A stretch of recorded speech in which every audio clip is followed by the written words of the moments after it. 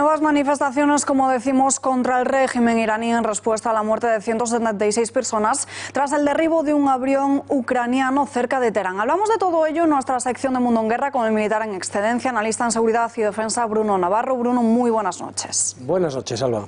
Bueno, estas protestas finalmente se han convertido en un clamor también contra el gobierno. Sí, llevamos, de hecho, años de protestas intermitentes en Irán, ¿no? Recientemente, por solo citar las últimas, en 2017-18, unas revueltas puramente políticas para acabar con el objetivo de acabar con el régimen, de un hartazgo de una buena parte de la población. Se sucedieron en 2018-2019 con otras que tenían un origen económico, pero que acabaron también pues pidiendo reformas que al final eran muy políticas, todas ellas, para cambiar de régimen. Y en 2019-2020, y estas manifestaciones de ahora, estas protestas ahora se enmarcan en estas que han comenzado en noviembre del pasado año. Empezaron siendo económicas para enseguida pasar también a pedir exigir un cambio de régimen, y han sido estas concretamente las que llevan desde noviembre. Han sido las más violentas desde que se instauró el régimen de los ayatolás en 1979, o sea, en todo el periplo del iraní revolucionario de corte islamista. Son las más violentas, sobre todo han sido en noviembre. En diciembre ha habido menos violencia y ahora está repuntando. Veremos dónde termina, porque llevamos solamente 2 o 3 días de protestas y ya veremos. Tenemos que recordar que solo estas últimas protestas han provocado 1.500 muertos, 5.000 heridos y 7.000 detenidos. Se dice pronto, pero hay un gran silencio mediático por parte de los medios de comunicación oficiales de Irán. Ya veremos dónde lleva esto. Podrían convertirse en un clamor más fuerte que nunca estas protestas, o podrían desaparecer en cosa de unos días, unas semanas, y quedar otra vez en nada hasta que volvieran a surgir. Ya lo veremos, ¿no? Llevamos 3 días y aquí lo que los manifestantes las quejas son, primero, porque el gobierno ha mentido a la hora de decir que el avión se accidentó, no reconociendo inicialmente que habían sido ellos, porque ha matado el gobierno accidentalmente, pero ha matado por negligencia a 176 personas, y porque 82 de esas personas son iraníes, y no iraníes cualquiera, estudiantes. Es decir, se está acusando indirecta o incluso directamente al régimen de matar a los mejores entre nosotros, a los estudiantes, que son precisamente el colectivo que más protesta contra el régimen. Durante este fin de semana, en una de esas vigilias, incluso se detuvo al embajador británico acusado de promover estas protestas. Claro, esto es un tema, la verdad es que bastante ridículo, no creo que llegue a ningún lado, ridículo por ambas partes, ¿no? Realmente el embajador no asistió a la protesta, como bien has dicho, asistió a una vigilia, inicialmente una vigilia por los 176 muertos, entre los cuales hay que recordar que hay 4 británicos, con lo cual era plenamente lógico que el embajador saliera a la calle a esa vigilia. A los 5 minutos, cuando empezaron a hacer gritos de protesta, el embajador prudentemente se retiró. ¿Qué ocurre? Que al poco fue detenido, y a los 15 minutos fue liberado en cuanto confirmaron. Al principio no se creía, soy embajador británico. Oiga usted, al final, cuando consiguieron comprobar que efectivamente era un embajador británico, habían pasado 15 minutos nada más de esa detención, le liberaron. Es verdad que Gran Bretaña protesta por esa detención, porque los diplomáticos no pueden ser detenidos. Oiga, no pueden ser detenidos si yo sé que es un diplomático, pero mientras no lo sepa, yo tendré que confirmar su identidad. Una vez que la confirmo, la suelto. Es decir, que la protesta británica es bastante ridícula. Lo que también es exagerado es que al día siguiente Irán llamó al embajador británico para que acudiera al Ministerio de Asuntos Exteriores para, digámoslo vulgarmente, cantarle las 40 y decirle que qué estaba haciendo ahí, que eso no podía hacerlo, que era una manifestación ilegal, etcétera, etcétera, cuando eso no es así, ¿no? Las explicaciones que dio el embajador la misma noche anterior debía haber bastado para suavizar todo y dejarlo como estaba. El gobierno iraní mantuvo desde un primer momento que el derribo de ese avión se debía a un fallo técnico, pero finalmente ha tenido que aceptar que se produjo por el lanzamiento de un misil iraní. ¿Por qué lo desmintieron en un primer momento? Bueno, porque probablemente pensaron que podían repetir la jugada de los rusos en Ucrania en 2014. Todos recordamos el vuelo de Malaysian Airlines derribado por un misil ruso sobre Ucrania, ¿no? Y pensaron, bueno, yo he derribado el avión accidentalmente por un error debido a una crisis política, militar, de tensión, guerra, etcétera. Vale. Ahora lo niego. Encima de la investigación, el avión ha caído en mi territorio. Se repiten las mismas condiciones, ¿de acuerdo? Porque cayó, es verdad que cayó en Ucrania, el otro avión del que hablamos de 2014, pero en territorio controlado por los prorrusos, ¿de acuerdo?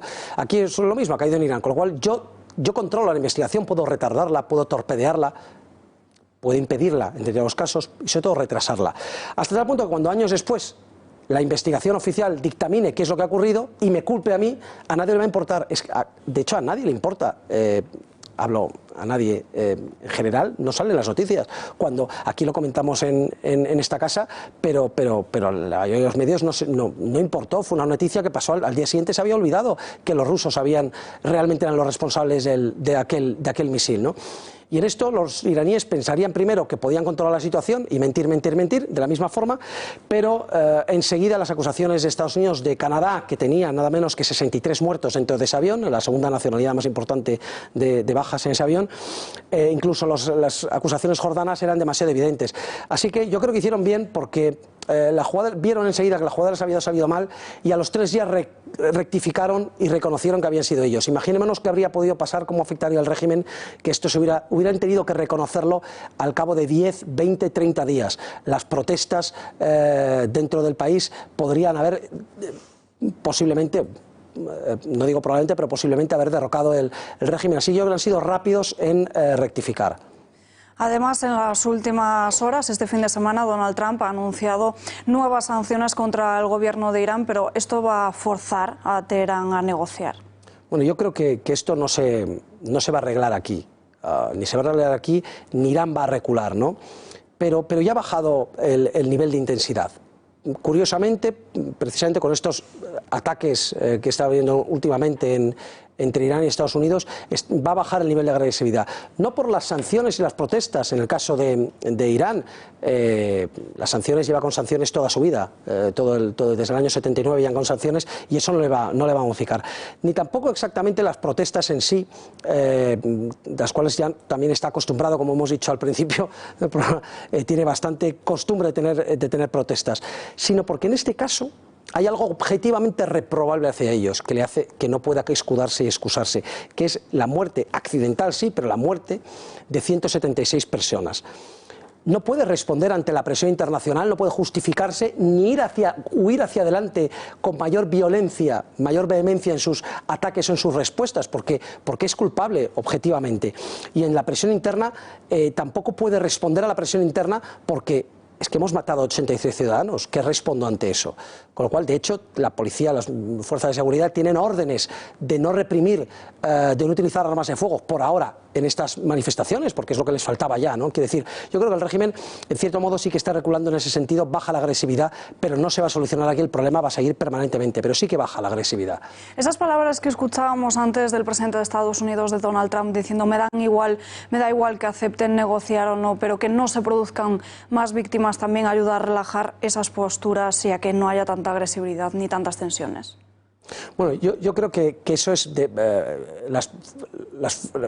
esta frase que acabas de comentar de Donald Trump, es de cara a la galería interna absolutamente. No busca tranquilizar no es un mensaje hacia Irán, es un mensaje hacia su mercado interno, que básicamente está un poco dividido respecto a las actitudes últimas de Estados Unidos con respecto a Irán. Con lo cual yo no creo que la frase no creo que vaya a tener ningún efecto en bajar la tensión, tampoco en subirla. Entonces, ¿podríamos decir que no estamos al borde de una guerra en Oriente Próximo? No es que no estemos, sino que no estamos. Esto no provoca que estemos más cerca o más lejos de una guerra. Yo creo que incluso estaríamos. A ver, creo que ha habido una subida de tensión entre Estados Unidos e Irán durante el último año. Creo que el atentado, el ataque, el asesinato, la ejecución, como se quiera llamar, de Soleimani, marcó un hito de máxima tensión. Yo creo que es el momento de máxima tensión que hemos tenido, que ha obligado paradójicamente a recular a Estados Unidos, porque el mismo ataque ha sido duramente criticado dentro de las filas del Partido Republicano, porque no consultó al Congreso el ataque ni pidió permiso ni tuvo autorización del gobierno iraquí, que supuestamente es aliado, y era sobre un general de división del ejército iraní, no era un terrorista perdido fabricando una bomba en una casa en un desierto. Entonces, todo esto ha sido hartamente complejo, y Trump justificó inicialmente, y sus seguidores, sus ayudantes, justificó la orden del ataque porque Soleimani está preparando ataques inminentes muy concretos contra ciudadanos norteamericanos. Y no es verdad, porque claro, todos los medios se están preguntando, dinos algo más, y al final están reculando diciendo, bueno, en el fondo no había nada inminente, no, en el fondo no sabemos nada, no, en el fondo no tenemos ni idea, pero bueno, como es Soleimani, que es muy malo, entonces al final Trump ahora no está en condiciones de... O sea, ya ha hecho lo que ha hecho y tiene que intentar salvar lo que pueda y no ir hacia adelante en la escalada. Con lo cual, precisamente el ataque de Soleimani le ha puesto en una mala posición y tiene que recular. Y por otro lado, en el lado iraní, que ellos sí que tenían precisamente la unión de todo el pueblo iraní en los días siguientes a la muerte de Soleimani, responden con un ataque de misiles de baja intensidad, tampoco pretendían hacer mucho daño para no hacer una escalada demasiado fuerte. Ahora se encuentra con que no puede escalar más la tensión porque se encuentra, como hemos dicho antes, en una situación muy mala por ese derribo en el que han muerto tantas personas en un avión, con lo cual yo creo que ambas partes han cometido errores, Estados Unidos por un lado y Irán por otro, y de los que se ven obligados a tomar medidas para bajar la tensión en ambos lados, con lo cual yo no creo que estemos ahora más cerca que hace una semana, 2 o 3 de la guerra, sino todo lo contrario. ¿Cómo va a afectar todo esto a Donald Trump de cara a las elecciones? Pues es difícil saber porque todavía llevamos muy pocos días desde que esto ha ocurrido. Yo creo que es pronto. Yo creo que el ataque a Soleimani le bajó puntos y le podría continuar a bajarle puntos. Pero precisamente lo que quizás haya estabilizado las cosas y de tal forma que esta crisis iraní, si no le afecta positivamente, al menos tampoco le afecte negativamente, fue un detalle muy importante, y es que cuando Irán reaccionó lanzando 22 misiles sobre bases iraquíes donde había personal norteamericano, Trump esperó a que se supiera el número de bajas, y cuando dijeron que no había bajas norteamericanas, esta vez hizo caso a sus asesores y no reaccionó. Dijo que la reacción iban a ser sanciones, pero no más ataques, como diciendo, yo te he matado a Soleimani, tú has tirado 22 misiles, lo dejamos aquí, en el fondo gano yo, porque tú no me has hecho nada, pero lo dejamos aquí. Yo creo que eso hace que el argumento de que es un halcón de la guerra, que quiere la guerra a todo precio, que nos está poniendo en peligro a los americanos, etcétera, al pueblo americano, creo que aquí ha jugado bien la carta y al menos, si no le va a beneficiar la crisis iraní, no le va a perjudicar. Ahora, queda carrera presidencial para rato, hasta noviembre no son las elecciones, así que ya veremos cómo termina este episodio. Lo veremos. Y otro asunto, ataque de Al-Shabaab a una escuela en Kenia. Este grupo está aumentando cada vez más la frecuencia con la que produce sus ataques. Hace 6 días incluso 4 personas fueron asesinadas en una comisaría de policía. Sí, Al-Shabaab, lo hemos comentado hace muy poco en esta casa, como es una lacra de la que no se puede librar en absoluto Somalia. Y tenemos en cuenta que todos estos ataques de los que estamos hablando ahora es Kenia, porque es que ataca en varios países alrededor, especialmente en Kenia, pero también en otros, y lógicamente en Somalia, donde tiene su base y su origen, ¿no? Precisamente el 2 de enero... O sea, hemos tenido en estos pocos días de enero ya 3 ataques, ¿no? El 2 de enero mataron a 3 pasajeros en autobús de Kenia. El 5 de enero, un ataque sobre una base, mixta norteamericano-keniata, en la que mataron a 3 ciudadanos norteamericanos, un militar y 2 contratistas de seguridad. Y curiosamente Estados Unidos se sigue empecinando en actuar contra Irán, cuando el mayor peligro ahora mismo que tiene Irán, el que le está matando a ciudadanos norteamericanos, incluso en suelo americano, es el yihadismo salafista de corte suní, como hemos visto en diciembre, cuando tres soldados norteamericanos fallecieron en territorio norteamericano, cuando un militar saudí, estudiante en Estados Unidos, que estaba en un curso de intercambio, abrió fuegos contra sus compañeros.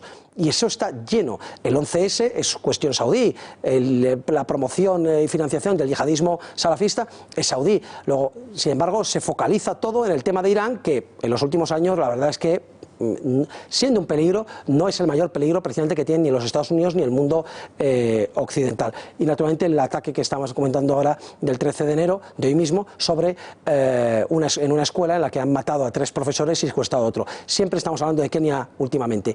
Está lejos esto de las matanzas de decenas y centenares, hasta 500 en un solo atentado que ha cometido Al-Shabaab en el pasado muy reciente.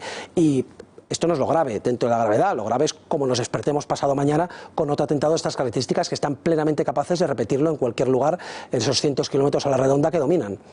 Pues Bruno Navarro, muchísimas gracias por estar con nosotros. Muy buenas noches. Buenas noches.